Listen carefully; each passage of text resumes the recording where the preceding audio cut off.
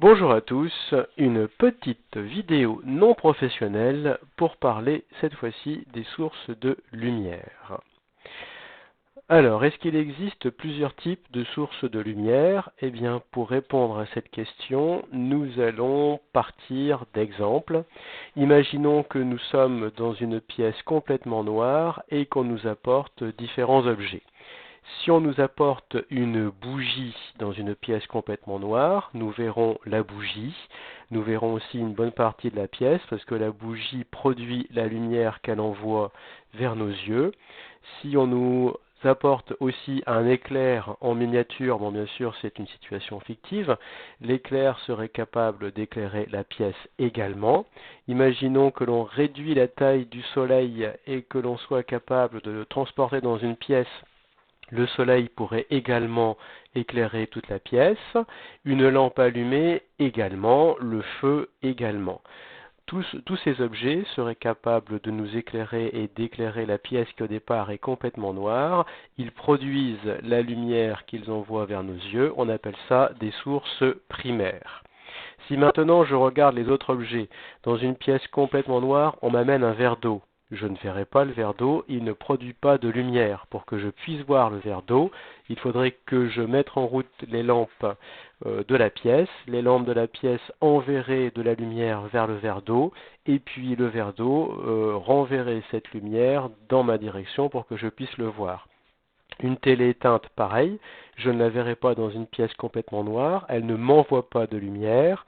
Un miroir ne m'envoie pas de lumière. Une lampe éteinte ne m'envoie pas de lumière. La lune, eh bien la lune n'envoie pas de lumière, la lune est éclairée par le soleil, donc le soleil envoie de la lumière vers la lune, cette lumière arrive sur la lune, puis est renvoyée par la lune dans la direction de la Terre.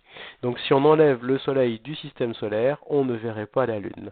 Vous voyez donc qu'il existe deux types de sources de lumière. Il y a des sources de lumière qui produisent la lumière qu'ils envoient vers nos yeux, qu'on va appeler des sources primaires, que l'on a classés ici à gauche, et nous avons des objets qu'on ne peut pas voir dans le noir. Pour qu'on puisse les voir, il faut qu'ils soient éclairés par une autre source de lumière.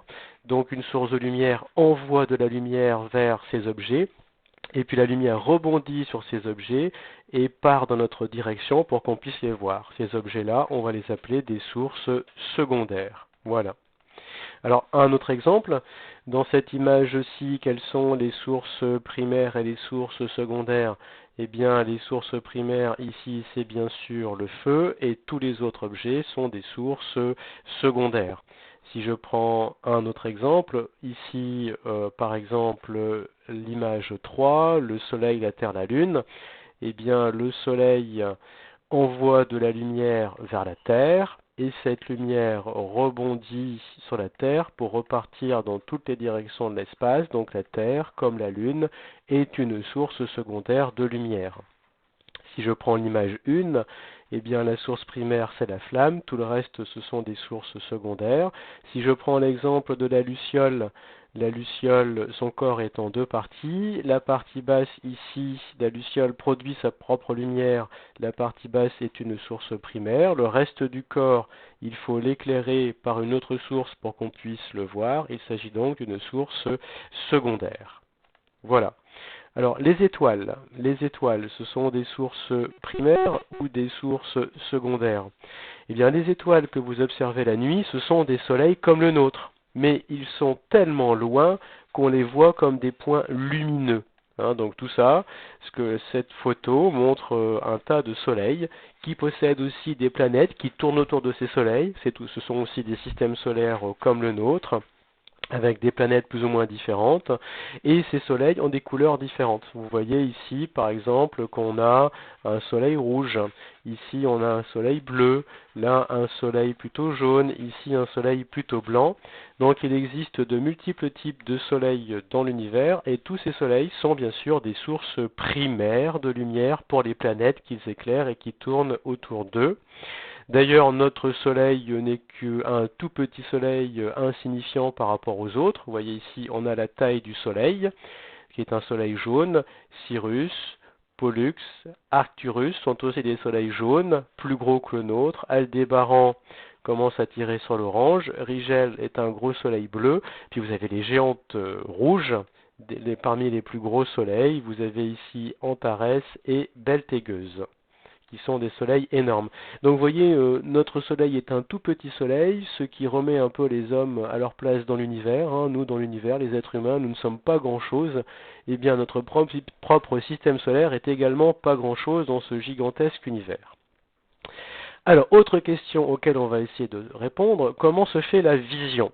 Alors, cette question, de nombreux scientifiques à travers l'histoire se la sont posées. Par exemple, ici, Démocrite s'est posé cette question, et pour Démocrite, eh bien, la lumière partait de l'objet, un rayon lumineux partait de l'objet et rentrait dans l'œil, et c'est quand la lumière qui partait de l'objet arrivait dans l'œil que l'on pouvait voir l'objet. Voilà ce que pense Démocrite. Euclide pense autrement. Pour Euclide, un rayon de lumière part de l'œil, atteint l'objet, et c'est seulement quand le rayon de lumière atteint l'objet que l'on peut l'observer. Alors, lequel de ces deux scientifiques a raison? Eh bien, c'est L-Alhazen au Xe siècle qui a donné la réponse définitive en observant comment fonctionnait la pupille de l'œil.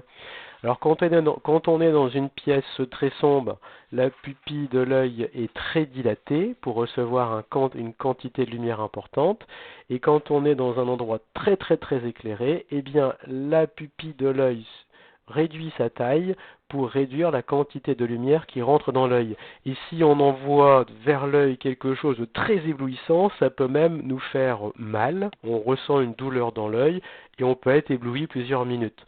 Donc Alhazen a conclu à partir de ces observations que l'œil était un récepteur de lumière, que l'œil était un organe sensitif et qu'il recevait de la lumière, et qu'en fonction de la quantité de lumière qu'il reçoit, l'iris s'agrandit ou diminue. Voilà. Et Alhazen, on a donc conclu que la lumière part des objets et se dirige vers les yeux. C'est lui qui a tranché. Alors, on peut représenter le déplacement de la lumière sur les schémas. Je veux savoir, par exemple, ici, si notre observateur peut voir la lampe. Eh bien, vous savez que la lampe produit de la lumière dans toutes les directions.